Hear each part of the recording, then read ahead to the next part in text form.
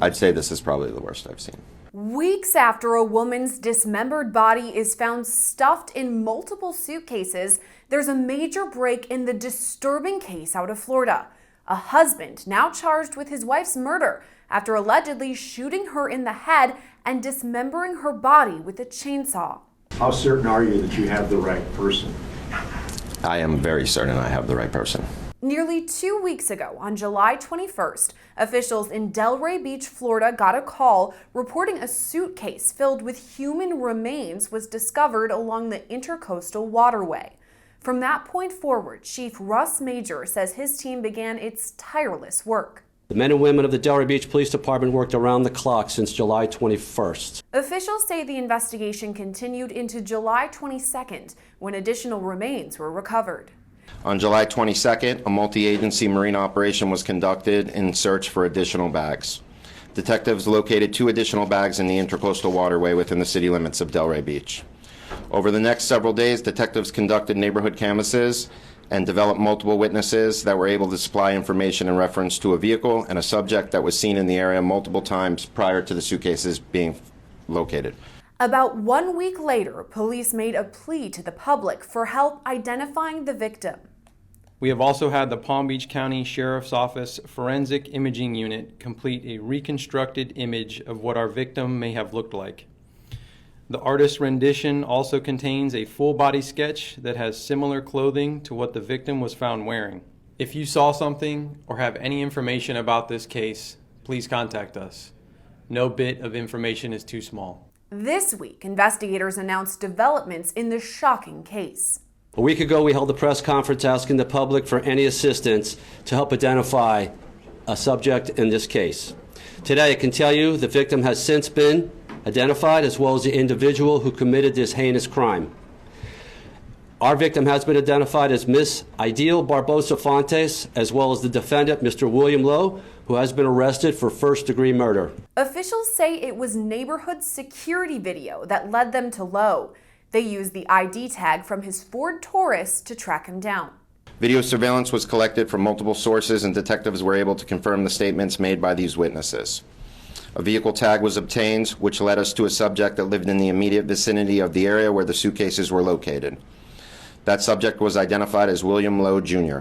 People that lived in the area, witnesses, told us that they saw him in the area multiple times. They had video surveillance that they supplied us with. They led us to other neighbors that also saw him in the area, as well as a house that was diagonal from where the suitcase was found, which we were able to obtain video from that house as well. Detective Mike Loberta says investigators identified Barbosa Fontes as the victim after obtaining a search warrant. When we did a search of who resides at that address, it was seen that Miss Barbosa resides at that address. There was also a airline scan code within one of the suitcases that came back to an A. Barbosa, missing a character, so it was O-N-T-E-S. And then we saw that Fontes, F-O-N-T-E-S, lived at that address. Loberta says it was evident a crime had been committed after entering Lowe's condo. Obvious that there had been a crime occurred? Yes, there was evidence that a crime occurred. And that's because, what, you walked in and there was blood splatter everywhere, or how was... There was blood spatter in the apartment. So you contend he killed her in the apartment, then he cut the body up into pieces and put it into 5 different suitcases? Correct. Officials determined Barbosa Fontes' cause of death was a gunshot wound to the head. Loberta confirmed a gun was recovered at the condo while the search warrant was being executed. During this same time frame, first responders caught Lowe in the act as he tried to climb through a rear window of the condo. He seemed very nervous. Was he surprised you found him? No. We were we were there for approximately 18 hours. We were still processing his residence. We were holding the residence. There were officers on scene. He arrived on scene and tried to enter the house through the rear window, at which time officers grabbed him, and he stated that he knew he wasn't supposed to be there. He just wanted to get his phone as well as the keys to his storage unit. Is that how you learned about a possible storage unit? Yes.